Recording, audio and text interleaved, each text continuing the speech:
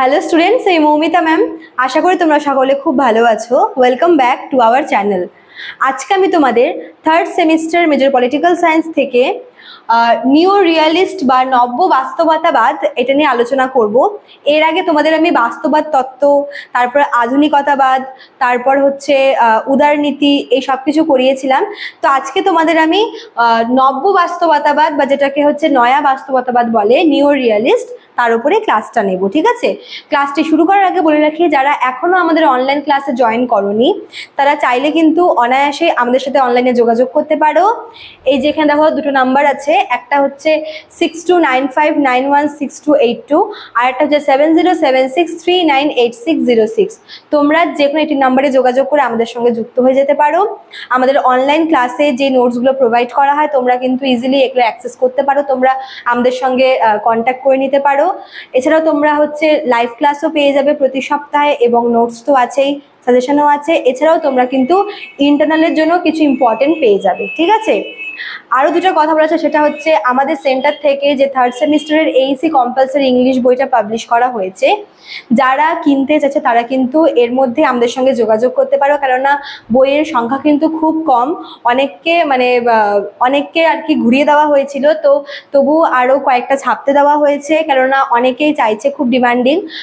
এছাড়াও মাইনর হিস্ট্রির বইও কিন্তু পাবলিশ করা হচ্ছে। থার্ড সেমিস্টারের প্রি বুকিং অলরেডি শুরু হয়ে গেছে।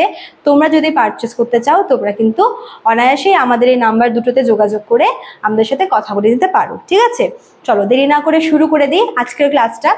দেখো, নব্য বাস্তবতাবাদ এটার সম্পর্কে খুব বেশি কিছু বলার নেই, তোমরা বাস্তবতাবাদটা পড়েইছো, তোমাদের আমি ক্লাস নিয়েছি। তো নব্য বাস্তবতাবাদটা হচ্ছে বাস্তবতাবাদের একটা আধুনিক রূপ। ঠিক আছে, তো এই মতামতটা, এই যে নব্য বাস্তবতাবাদ, এটা যিনি প্রবর্তন করেন তার নাম হচ্ছে কেনেথ ওয়ার্লস। ঠিক আছে, কেনেথ ওয়ার্লস নামক একজন রাজনীতিবিদ এই যে নিউ রিয়ালিস্ট থিওরিটা কিন্তু রেখেছিলেন 1970s-এ।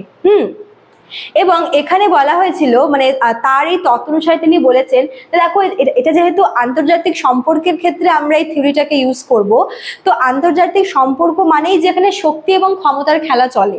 ঠিক আছে, শক্তি ও ক্ষমতার খেলা বলতে কি, যে যদি আন্তর্জাতিক পলিটিক্সে যদি পার্টিসিপেট করতে হয়, যদি টিকে থাকতে হয়, তাহলে সব থেকে যেটা বেশি ইম্পর্টেন্ট সেটা হচ্ছে ক্ষমতা বা শক্তি। দেখো, একটা দেশের মধ্যে কিন্তু মানে এমন থাকে যে মানে একজন পার্টিকুলার একটা শক্তি থাকে যার হাতে কিন্তু সমস্ত ক্ষমতা রয়েছে, সে চাইলেই সবাইকে কন্ট্রোল করতে পারে। কিন্তু যদি আমরা হচ্ছে মানে এই যে আন্তর্জাতিক সম্পর্কের ক্ষেত্রে দেখি, আন্তর্জাতিক রাজনীতির ক্ষেত্রে কিন্তু এরকম কোনো পার্টিকুলার কোনো কেন্দ্রীয় শক্তি নেই যে কিনা বাকি দেশগুলোকে শাসন করবে।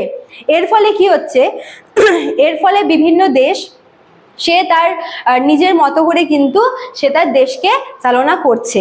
তবে এখানে একটা ব্যাপার আছে, সেটা হচ্ছে, দেখো এই যে আমাদের পৃথিবীতে এতগুলো দেশ, প্রতিটি দেশের কিন্তু ক্ষমতা বলো বা তার যে আর কি মানে অর্থনৈতিক অবস্থা বলো, সব কিছু কিন্তু সমান না।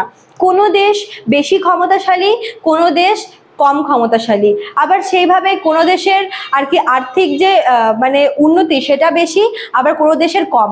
এই যে অর্থনৈতিক যে বন্টন বা ক্ষমতার বন্টন, এতে কিন্তু আমরা অসমতা দেখতে পাই। ঠিক আছে, তো যদি আমরা নিউ রিয়ালিস্ট থিওরিতে দেখি, এখানে বলা হয়েছে যেহেতু আন্তর্জাতিক পলিটিক্সে ক্ষমতা এবং শক্তিকে বেশি প্রায়োরিটি দেওয়া হয়, এজন্যই প্রতিটি দেশ বা রাষ্ট্র সবসময় কি করে নিজেকে আরো বেটার প্রুফ করবে, কি করে নিজের আর কি যে নিরাপত্তা, নিজের দেশের নিরাপত্তা রক্ষা করবে, কিভাবে নিজের দেশকে আরো বেশি উন্নত করে তুলবে, সবসময় কিন্তু সেই চেষ্টায় থাকে। এবার আমি তোমাদের হচ্ছে লিবারেল থিওরিতে করিয়েছিলাম যে জাতীয় স্বার্থ, জাতীয় মানে রাজনৈতিক উদ্দেশ্য, এই সব কিছুকে একসাথে রেখে পারস্পরিক সহযোগিতা হচ্ছে উদারনীতিবাদ।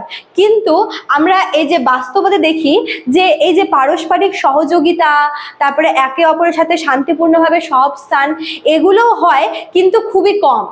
বাস্তববাদ এটা মনে করে যে মানে পারস্পরিক সহযোগিতা বা পারস্পরিক যে শান্তিপূর্ণ সহাবস্থান, এই জিনিসটাকে একটু অ্যাভয়েড করা উচিত, এবং তার চাইতে বেশি যেটাকে আর কি প্রায়োরিটি দেওয়া উচিত সেটা হচ্ছে নিজের জাতীয় স্বার্থ রক্ষা করা। তো বাস্তববাদ তত্ত্ব হিসেবে এটা বলা হচ্ছে যে হ্যাঁ, যেহেতু আমরা এখানে আরো অনেকগুলো রাষ্ট্র বা অনেকগুলো দেশ একসঙ্গে থাকছি, প্রত্যেকেই একে অপরের সুখ দুঃখে অবশ্যই সাহায্য করব, কিন্তু এই সহযোগিতা খুবই সীমিত হওয়া প্রয়োজন।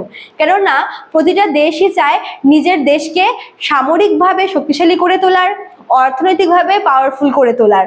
তো যখন এই নিজেকে পাওয়ারফুল করে তোলা বা নিজেকে সামরিকভাবে আরো বেশি শক্তিশালী করে তোলার মানে রেসে কি হয়ে থাকে যে পারস্পরিক সহযোগিতাটা হয়ে ওঠে না। ঠিক আছে, এটাই হচ্ছে বাস্তববাদ, যেখানে একে অপরের প্রতি সহযোগিতা, একে অপরের সাথে যোগাযোগ, এই সব কিছু থাকবে, কিন্তু সেগুলো খুবই সামান্য। সব থেকে বেশি যেটাকে আর কি মূল্য দেওয়া প্রয়োজন সেটা হচ্ছে নিজের দেশকে কিভাবে উন্নত করব, কিভাবে নিজের দেশকে আর 5টা দেশের চাইতে বেশি করে আমি বিশ্ব পলিটিক্সে প্রেজেন্ট করব। তো এটাই ছিল হচ্ছে রাজনীতিতে নব্য বাস্তবতাবাদ বা নিও রিয়ালিজম থিওরি। আশা করি তোমরা মানে মেন ব্যাপারটা বুঝতে পেরেছো। খুব একটা কিন্তু বড় এটা লেন্দি করে টপিক না, খুব ছোট ছোট একটা টপিক। মেনলি এখানে যেটা বুঝতে হবে সেটা হচ্ছে এখানে পারস্পরিক সহযোগিতার চাইতে নিজের যে জাতীয় স্বার্থ সেটাকে বেশি আর কি প্রায়োরিটি দেওয়া হয়ে থাকে। ঠিক আছে, তো স্টুডেন্টস আজকে এতটুকুই থাকলো ক্লাসটা। নেক্সট ক্লাস তোমাদের আমি আরেকটা নিউ টপিক নিয়ে আলোচনা করব। দেখা হচ্ছে নেক্সট ক্লাসে। Thank you.